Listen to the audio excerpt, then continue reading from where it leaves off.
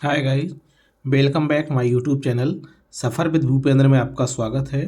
आज हम LT grade math के हिसाब से हमारा जो एक टॉपिक है जिसमें ग्रेडियंट, डाइवर्जेंस एंड कर्ल के बारे में बताया गया है।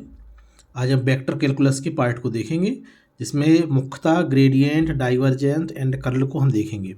जब आप ग्रेडियंट, डाइवर्जेंस और कर्ल के आप चैप्टर को देखते हैं तो आप ये पाएंगे कि एलटी ग्रेड का जो 2018 में पेपर हुआ था उसमें बहुत सारे क्वेश्चन ऐसे थे जो डायरेक्ट फैक्ट के रूप में पूछे गए थे। ठीक। और ये जो ग्रेजुएशन वाला ये जो 3D का पोर्शन होता है इसमें डायरेक्ट आपके फैक्ट वाइज फैक्ट क्वेश्चन पूछे जाते हैं। तो आज हम उसी को देखने की कोशिश करेंगे। हमने अपने लिए जो नोट्स बनाया था उसी को हम शेयर कर रहे हैं और उम्मीद है कि यदि आप ये डायरेक्ट फैक्ट आप याद करते हैं तो यहाँ से कम 5 से 6 क्वेश्चन डायरेक्ट यहाँ से पूछे जाएंगे। सबसे पहले देखिए, ग्रेडियंट, डाइवर्जेंस और कर्ल में हमने सबसे पहले डेल के बारे में बताया। जो डेल ऑपरेटर होता है इसका मान होता है i into del upon del x plus j del upon del y plus k cap del upon del z. ठीक। जो ग्रेडियंट होता है, ग्रेडियंट में देखिए हम करते क्या हैं, जो ग्रेडियंट होता है उसे हम ग्रेड एफ से दर्शाते हैं। एफ की जगह फाई भी हो सकता है या कोई अदर फलन हो सकता है। और ये जो ग्रेड एफ होता है इसमें हम क्या करते हैं, डेल एफ निकालते हैं। क्या निकालते हैं? डेल एफ निकालते हैं। ये ध्यान रखिएगा कि ग्रेडियंट में ना तो बीच में डॉट लगता है और ना तो क्रॉस लगता है। ठीक है। इसके बाद अब हम देखेंगे डाइवर्जेंस को। तो डाइवर्जेंस में देखिए होता क्या है कि एक प्रकार से ये सदिश फलन होता है, वेक्टर फंक्शन देता है हमें। और इसका जब हम डाइवर्जेंस निकालते हैं तो डेल डॉट एफ निकलता है। क्या निकलता है? डाइवर्जेंस बराबर होता है डेल डॉट एफ, अर्थात इन दोनों के बीच में डॉट लगता है। तो यदि हम कर्ल की बात देखें तो कर्ल एफ में देखिए क्या होता है, कर्ल एफ को हम इस तरह से प्रदर्शित करते हैं। और कर्ल एफ को यदि हम देखें तो डेल क्रॉस एफ निकलता है। ये कई बार पूछा जाता है कि डाइवर्जेंस में डॉट लगता है बीच में डेल और फलन के बीच में, कर्ल में डेल और फलन के बीच में क्रॉस प्रोडक्ट आता है। ये डॉट प्रोडक्ट कहलाता है और ये आपका क्रॉस प्रोडक्ट कहलाता है।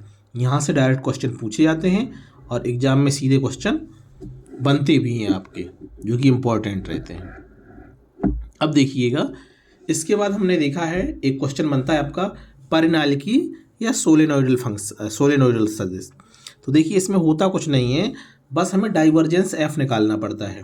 डाइवर्जेंस ऑफ जो फलन दिया हो उसका आप डाइवर्जेंस एफ निकालिए और उसको क्या कर दीजिए, अब जीरो के बराबर कर दीजिए। तो यही परिनालिकी सदिश की या सोलेनोइडल सदिश की क्या होती है, कंडीशन होती है। या दूसरी कंडीशन ये होती है, इसको आप इस तरह से भी दर्शा सकते हैं, डेल डॉट एफ निकाल दीजिए और उसको जीरो के बराबर कर दीजिए। तो ये जो कंडीशन होती है डेल डॉट एफ, ये परिनालिकी सदिश या सोलेनोइडल सदिश की क्या होती है, कंडीशन होती है। ठीक।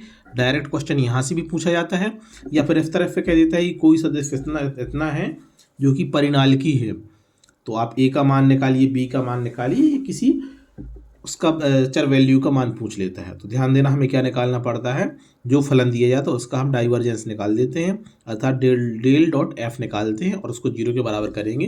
तो जो हमारा फलन बनेगा वो क्या होगा, परिनालिकी या सोलेनोइडल सदिश की क्या होती है, कंडीशन होती है। ठीक। इसके बाद जो दूसरा होता है, दूसरी कंडीशन इसमें बनती है इर्रोटेशनल वेक्टर या आघूर्णनीय सदिश। ठीक। इसमें देखिए इसकी कंडीशन होती है कर्ल एफ निकालिए फलन का और उसको आप जीरो के बराबर कर दीजिए। तो ये किसकी कंडीशन होती है, आघूर्णनीय सदिश की। ये इसको आप ऐसा भी दिखा सकते हैं कि डेल क्रॉस एफ निकाल दीजिए और उसको आप जीरो के बराबर कर दीजिए। तो बात वही है, किसी फलन का यदि आप जब कर्ल निकालते हैं तो डेल क्रॉस प्रोडक्ट होता है। और जब परिनालिकी सोलेनोइडल निकालते हैं तो उसमें क्या आता है, डाइवर्जेंस आता है। ध्यान रखिएगा। इसके बाद हमने यहाँ पे क्या दिए, कुछ रिजल्ट डायरेक्ट लिखे हैं।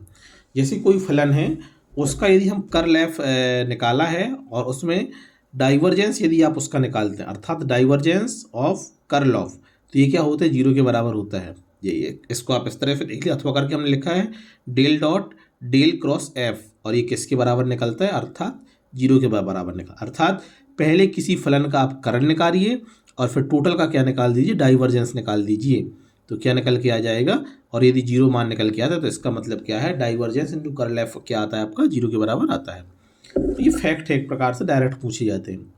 दूसरा है कर्ल ग्रेड एफ।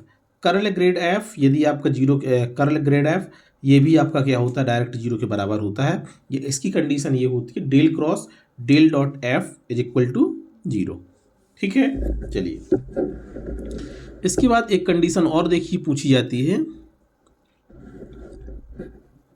8वां पॉइंट हमने डाल के लिखा है, if vector A and vector B are irrotational vector, अर्थात आघूर्णी सदिश हैं, तो यदि उनका हम क्रॉस निकालते हैं, अर्थात vector A cross vector B क्या होता है, सोलेनोइडल होता है, सोलेनोइडल वेक्टर होता है, और इसकी कंडीशन में होती है डाइवर्जेंस यदि हम ए क्रॉस बी का निकालते हैं तो वो आपका जीरो के बराबर होता है।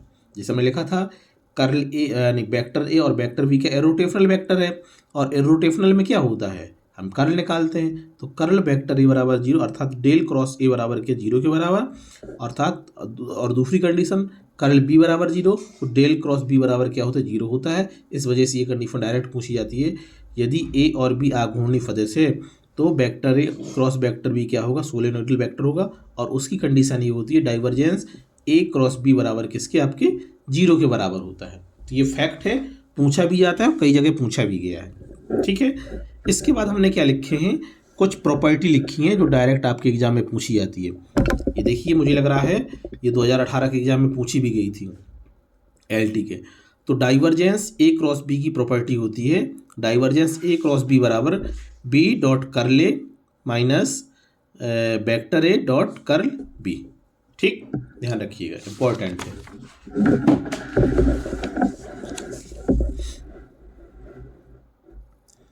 इसके बाद हमने अगली प्रॉपर्टी लिखी है कर्ल ए क्रॉस बी। ये इंपॉर्टेंट है, बेहद ही इंपॉर्टेंट है और पूछी जाती है। कर्ल ए क्रॉस बी बराबर होता है A dot divergence B minus B dot divergence A plus B dot del into A minus A dot del into B.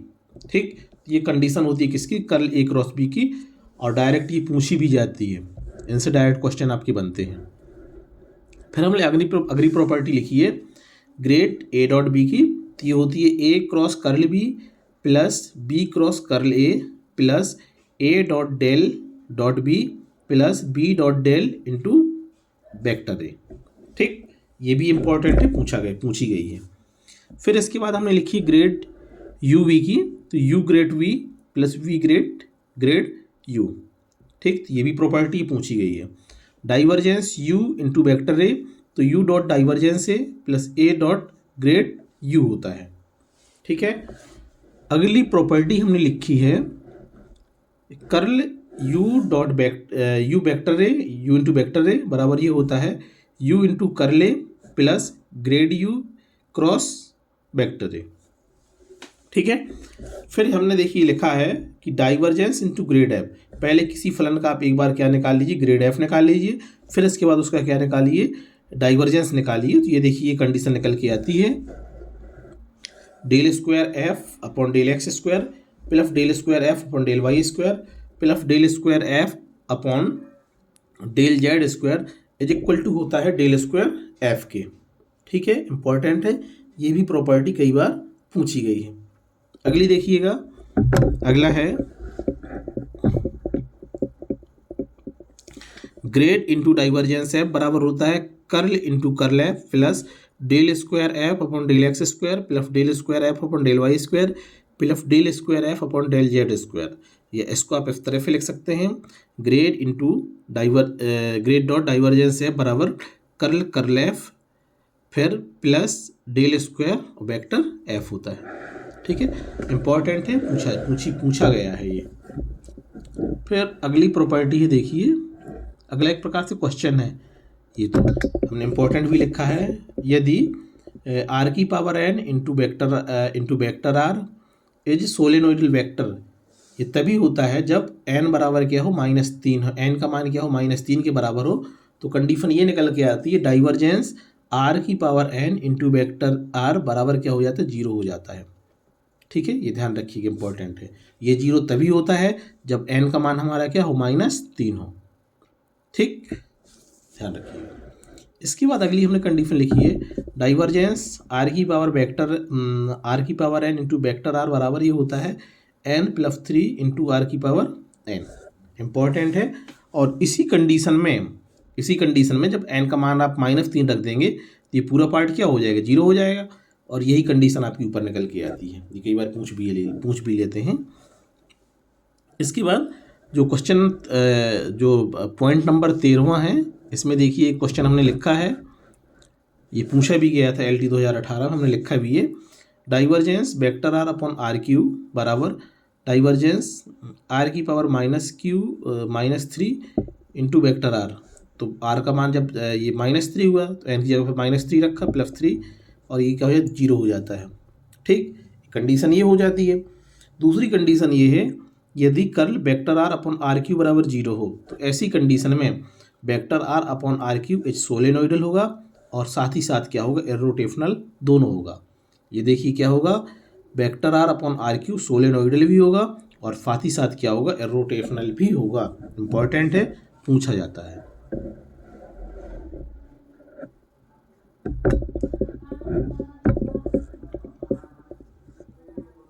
Point number 14 लिखा है हमने डाइवर्जेंस ग्रेड आर की पावर एन बराबर divergence into grad r की power n बराबर n into n+1 into r की power n-2 होता है। ठीक है। फिर दूसरा पॉइंट हमने लिखा है कर्ल ग्रेड आर की पावर एन बराबर, ये भी क्या होता है आपका, 0 होता है। ठीक है। ये point by point, direct point by point आपके एग्जाम में पूछे जाते हैं। अगला देखिएगा, अगला हमने लिखा है ग्रेड फाइव की पावर एन बराबर एन इंटू फाइव की power n-1 into grade 5। Five is an scalar function, जहाँ पे फाइव क्या होता है, अदिश फलन होता है। क्या होता है, अदिश फलन होता है।